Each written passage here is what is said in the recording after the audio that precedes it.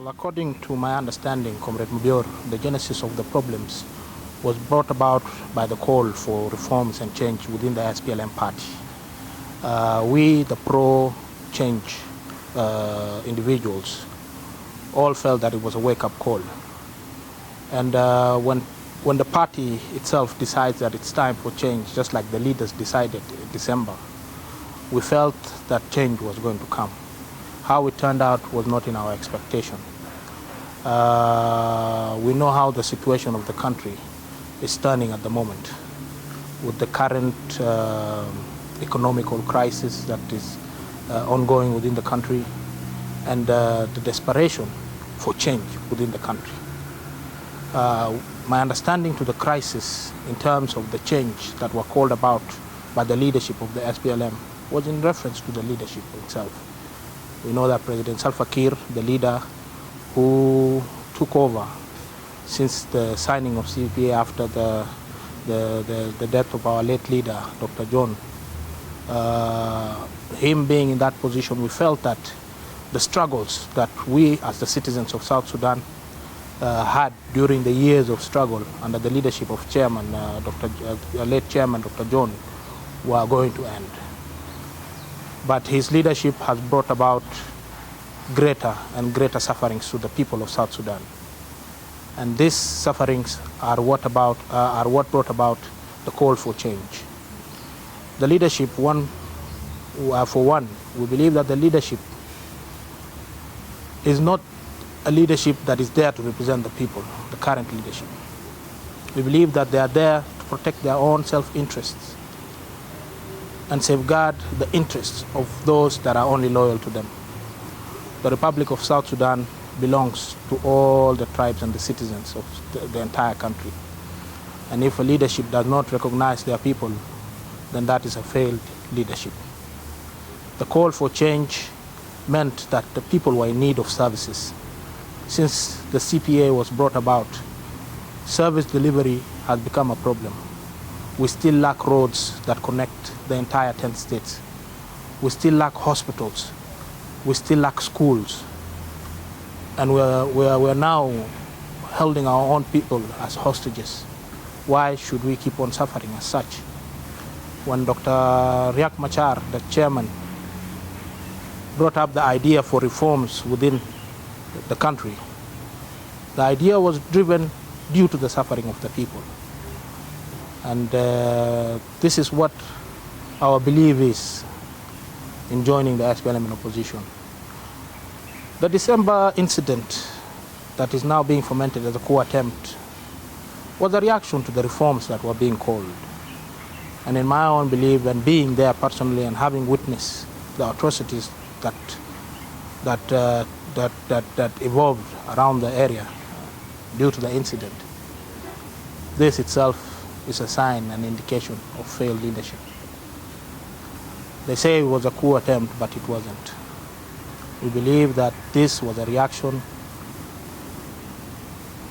of him, the president, Mr. Salva Kiir, to keep his power. Having joined the SPLM in opposition means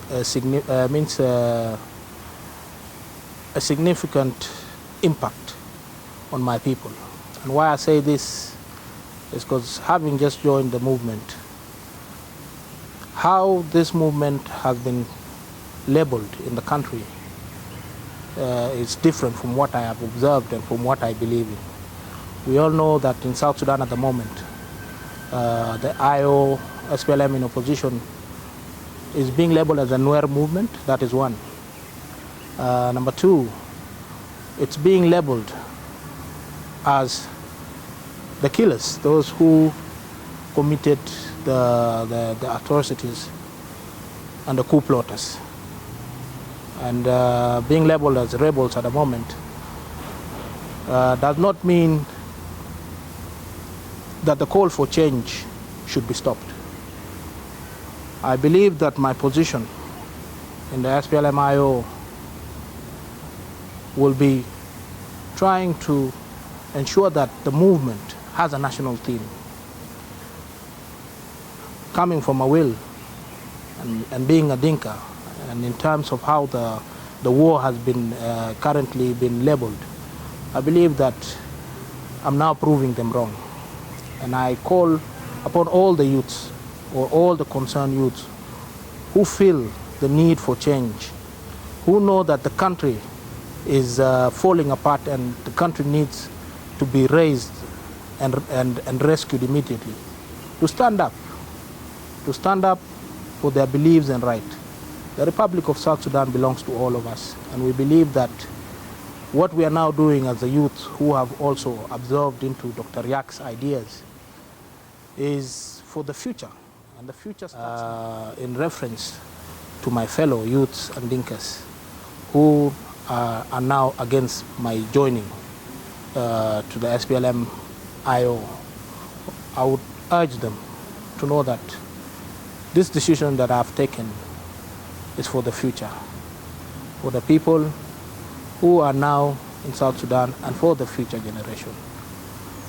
I took the decision because I believe that Dr. Riek Machar's call for reforms within the party and change within the country was a step towards an embetterment of the lives of the people. Well, now this is my message to the youths of South Sudan, particularly those who have chosen to take up arms in fighting each other. As we all know, I'm a youth myself, and I hail from the state of Northern Bahr al-Ghazal. My message goes out especially to the youth of Bahr al-Ghazal, those that are fighting their brothers. South Sudan belongs to all of us. This is a war that has no base, a war that is taking us nowhere. And today I urge all the youths, particularly those in the army, the Matianganyor, those that participated heavily in protecting what they call the current government.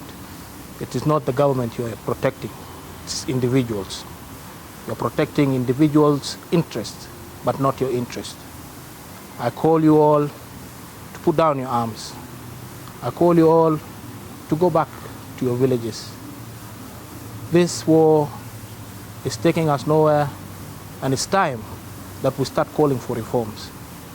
I always say that we are one, and us being one means that Nuer, Dinka, and the other 64 tribes, the entire 64 tribes of South Sudan, are one people. The Republic of South Sudan is bigger than all of us, and it's time that we start thinking for how to develop our nation, how we can propel it to greatness. This message is a strong message to you all. And why I say this is because I also believe at the moment, wherever that you are in those bushes or those missions that you have been taken to, your family back at home is suffering. Especially with the current economic crisis, the army, you're doing it at the moment as a voluntary job. Those of you who have families have left their families in suffering. Thank you very much.